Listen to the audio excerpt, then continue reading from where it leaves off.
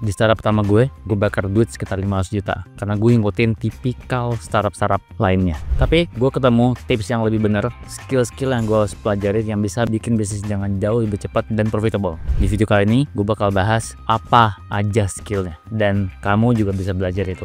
Halo, saya William, basicnya digital marketing dan sekarang lagi bikin bisnis sendiri. Along the way banyak belajar hal-hal baru yang diperlukan saat bisnis, ngikutin juga cara-cara startup, cara-cara lainnya, dan ternyata ada beberapa skill yang lebih dibutuhkan dibanding hal lainnya. Duit itu ternyata nggak butuh-butuh banget, punya funding tuh nggak ngaruh gitu. Banyak orang yang ngikutin saran yang in a way ketinggalan zaman, dan teman-teman harus tahu, jangan-jangan selama ini ngikutin saran-saran yang ketinggalan zaman. Saran-saran yang kekinian tuh kayak gimana, yang beneran bisa making money online. Kita masuk ke statistik aja, 90% bisnis itu gagal, that's for a fact. Kenapa? Banyak macam, kurang modal lah, nggak ada customer lah, cash flow jelek lah gitu. Kita tahu bisnis itu susah, terutama di zaman yang lebih susah. Saya juga ngerasain hal yang sama. Saya bikin tech product di fikrkerja.com, di launch, nggak ada yang mau pakai karena budget hiring lagi cekak banget waktu itu. Jadi gimana dong? Ya bakar duit doang buat dapat user, tapi nggak ada orang yang mau bayar. In the first place harusnya cari orang yang mau bayar dulu, kebalik mindsetnya.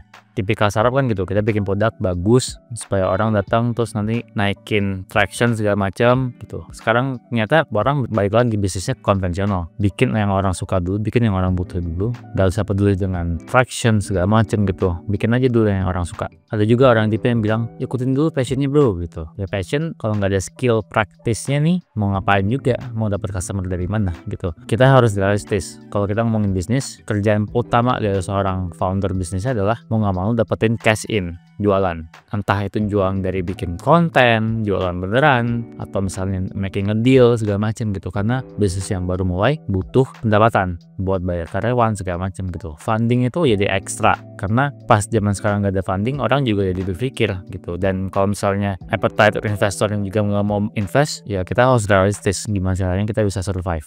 Jadi passion doang tuh nggak cukup, teman-teman juga harus punya skill yang cocok. Skill yang cocok itu apa? Itu yang kita bahas.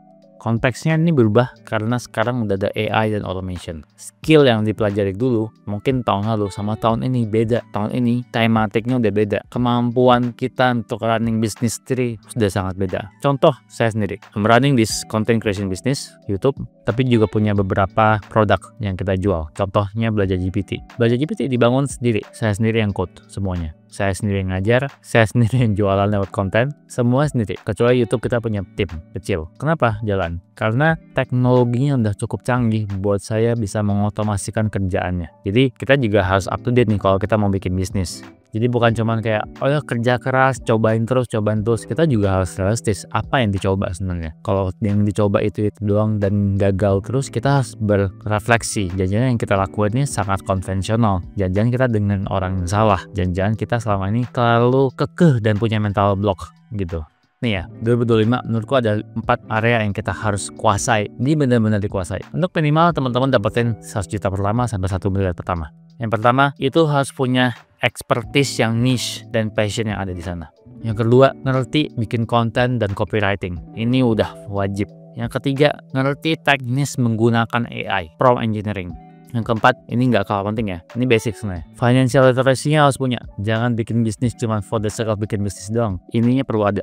Kita breakdown satu-satu. Kalau orang biasanya bikin bisnis, mulai dari apa sih? Bisnis model kanvas kan? Atau misalnya plan bisnis. Kalau menurut saya, bikin bisnis di awal, itu dimulai dengan finding problemnya dulu. Finding problem itu maksudnya apa? Kita menemukan masalah yang kita bisa selesaikan dan orang mau bayar soal itu. Tapi susah kalau kita nemuin masalah yang sebenarnya kita nggak ngerasain sendiri. Makanya step pertama adalah kita harus punya, saya suka bilang namanya ketertarikan berlebihan terhadap sesuatu. Contoh, saya punya teman baik saya yang sangat tertarik berlebihan ke asuransi. Dia bukan agent, dia tertarik aja sama asuransi karena dia punya ketakutan yang cukup tinggi soal proteksi diri. Itu ketertarikan berlebihan karena saya nggak pernah nemu orang yang lebih tahu asuransi selain dia. Padahal dia bukan agent. Saya punya teman lain yang sangat tertarik dengan Pokemon trading card game. Wah, itu dia tertarik banget. Teman-teman harus punya tuh that weird niche thing yang teman-teman sangat passion in. Kenapa? Karena teman-teman bisa tahu problemnya apa. Contoh misalnya saya sangat into AI. Mungkin teman-teman bisa bedain orang yang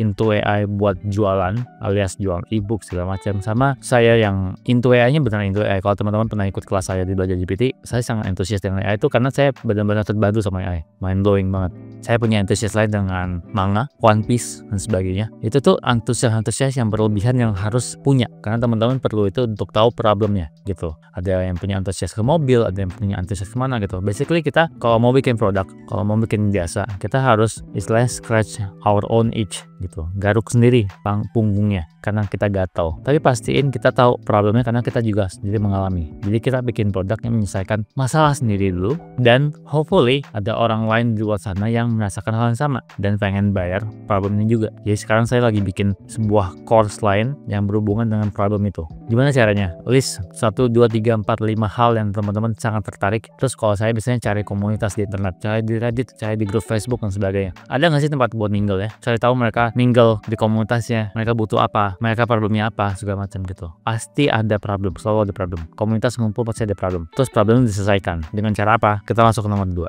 Modern copywriting dan content creation. Mau nggak mau, suka nggak suka, pebisnis zaman sekarang itu beda sama pebisnis dulu. Pebisnis zaman sekarang harus berani nunjukin mukanya depan kamera gini, mau nggak mau. Terutama kalau kita benar-benar perintis ya dari nol. Kenapa? Karena that's how the game works sekarang. Saya juga bukan orang yang, mungkin teman-teman di sini banyak yang komen lah gitu. Saya secara nature bukan tipe yang senang depan kamera, sangat terlihat introvert kok. Tapi mau nggak mau ya emang kita harus sadar gitu. Tulisan doang atau teks doang atau tweet doang itu nggak bisa buat menjangkau audience. Terutama di era AI sekarang. Ya harus muka gini masuk gitu. Jadi bikin konten dan bisa nulis copywriting itu salah satu kunci gitu. Copywriting ini maksudnya adalah cara kita menjual lewat tulisan, lewat script juga gitu. Karena copywriting bisa dibikin buat script juga. Teman-teman harus tahu supaya bisa mengubah problem yang ditemukan di step awal itu menjadi sebuah proposal atau alias kita nawarin, gue punya ini loh. Kita bikin mereka sadar kalau problem ini ada dan mereka harus berani bayar. Mereka ini as in calon konsumen kita. Kita bisa pakai ChatGPT, kita bisa pakai apapun gitu. Yang membuat kita lanjut ke tahap ketiga. Pakai AI. Sekarang udah ada AI banyak banget. AI yang gratis juga bagus-bagus kok. Teman-teman harus ngerti cara pakainya. Buat bikin konten minimal, buat bikin produk gitu. Dan bikin produk harus yang bagus lah sekarang. Bikin produk coding juga sangat simpel sekarang. Teman-teman juga bisa ngecek Belajar GPT buat cara mengutilize AI buat orang-orang biasa gitu. Jadi teman-teman juga bisa tahu caranya melakukan banyak hal dengan AI. Tapi minimal harus bisa prompt engineering. Kenapa? Karena dasarnya di sana gitu. Saya kemarin ngeliat di X ada orang bikin game simulator pesawat pakai AI dari nol. Pakai engine namanya 3GS. Gila banget. Dia udah berhasil dapetin sekitar 80.000 US dollar per bulan. Produknya dimonetize, gamenya dimonetize. Gara-gara AI loh. Orangnya bukan game developer loh. Modal bacot di prompt engineering doang tuh mungkin. Jadi kombinasi antara teman-teman ngerti nih problem niche, terus bisa bikin awareness, bisa jualan, bisa enhance productionnya, bisa bikin produk yang bagus dengan AI. Wah itu unbeatable. Satu hal lagi yang terakhir, kotak gede yang koridor, ngerti financial. Saya pernah loh ketemu orang punya bisnis udah jalan 3-4 tahun nggak ngerti cash flow, nggak ngerti tuh budget marketing harus berapa, yang penting hemat aja. Teman-teman harus ngerti minimal cash flow management, cash in cash out, pastiin duit yang keluar itu lebih sedikit dibanding duit yang masuk. Artinya teman-teman nyimpen duitnya. Muter modal, itu istilah kalau orang dagang muter modal. Pastiin banget itu teman-teman ngerti. Itu fundamental dasar lah buat orang-orang yang bisnis. Supaya kalau ada omset ya teman-teman ngerti ini tuh nggak boncos gitu. Karena banyak kok course-course yang ngajarin itu, teman-teman bisa cek YouTube, cek GPT segala macam. Minimal ngerti cash flow management, itu keywordnya. Gak usah pedulin tentang profit berapa segala macam, cash flow aja. Pastiin cash flow-nya aman, cash flow-nya banyak gitu. Cash flow tuh ibarat kalau kita di financial pribadi kayak dana darurat aja. Kalau ada apa-apa cash flow-nya banyak, kita bisa bertahan lah tanpa ada customer sama sekali gitu. Beberapa tantangan kalau teman-teman mau punya bisnis di zaman sekarang. Oh, gue nggak punya modal nih. Masa masih ada orang yang bilang modal tuh hambatan. Teman-teman tinggal cek sekarang di passion teman-teman, komunitas teman-teman, ada nggak sih mau bayar solusinya. Saya bikin Belajar GPT tanpa modal loh, karena saya nawarin ada nggak sih orang-orang yang mau belajar AI, prompt engineering, dan ada aja yang mau bayar. Bayar duluan loh, bayar duluan. Sebulan kemudian saya baru bikin course-nya. Itu kasarnya kayak crowdfunding versi nggak terlalu tamak kali. Pasti ada.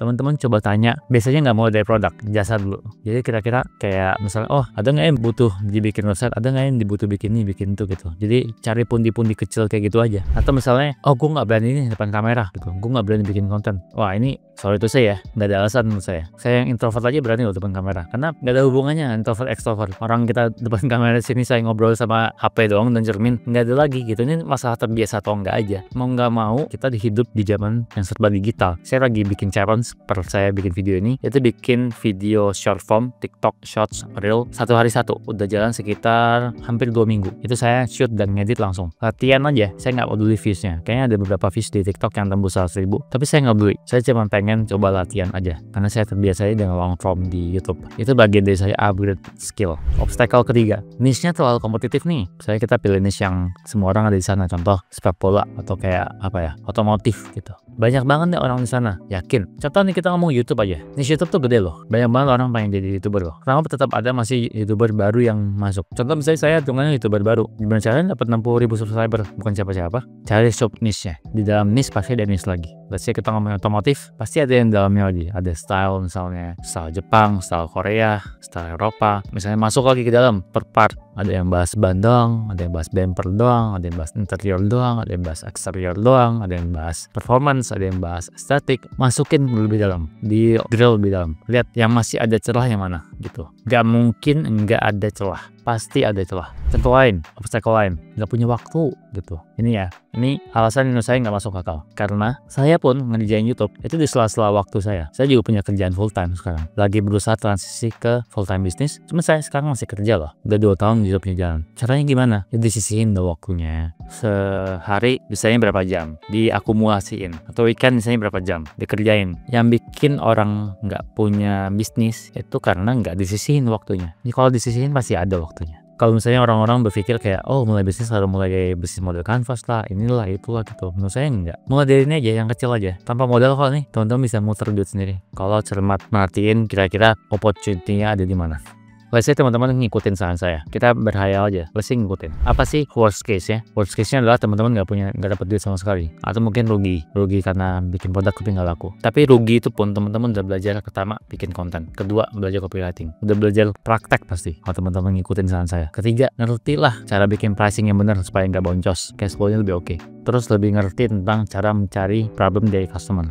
Dan lebih ngerti cara pakai AI, maksa diri buat pakai AI. Cara paling gampang buat kita lebih sering pakai AI adalah kita punya project. Dibanding teman-teman berpikir mau bisnis apa ya, ngeliat terus mencari inspirasi terus nggak pernah jalan gitu. Saya punya banyak teman-teman yang aspirasinya pengen jadi bisnis, masih kantoran, aspirasinya pengen jadi bisnis. Setiap tahun ngomong hal yang sama, udah kayak radio rusak. Sedih nggak nih? Karena nggak punya cukup tenaga untuk ngerjain, capek duluan. Maksudnya realistis aja. Kalau nggak bisa ngerjain ya jangan berharap bisa jadi punya bisnis someday. Dan definisi bisnisnya harus diubah. Jangan berharap punya bisnis kayak toko atau kayak apa gitu. Bisnis zaman sekarang beda bro, lebih digital gitu. Saya modal iPhone, ini mic bekas webinar dulu jadi YouTube. Saya nggak punya kamera, iPhone dong dari dulu. iPhone yang dipakai sehari-hari buat kerja juga. Jadi nggak ada alasan buat nggak mulai gitu. Dan kita harus lebih cerdik untuk melihat kita nggak perlu semua hal buat mulai. Kita harus punya hal-hal tertentu tapi kita nggak perlu semua hal. Jadi realistis saja, 90% bisnis gagal, benar. 90% bisnis gagal. Tapi kalau misalnya teman-teman nyobain, at least teman-teman bisa dapat personal branding yang oke. Ini contoh aja buat saya pribadi. Walaupun saya menjual produk yang saya bikin dengan sepenuh hati, tetap ada kemungkinan gagal kan. Tapi worst case-nya apa? Saya udah pernah jalanin, saya tetap bisa jalanin produk lain karena saya base-nya juga dari personal branding, dan produk yang saya jual itu bisa flop tapi personal branding saya tetap naik. Karena teman-teman juga bisa lihat banyak kok di TikTok, YouTube segala macam orang yang share bisnisnya walaupun gagal,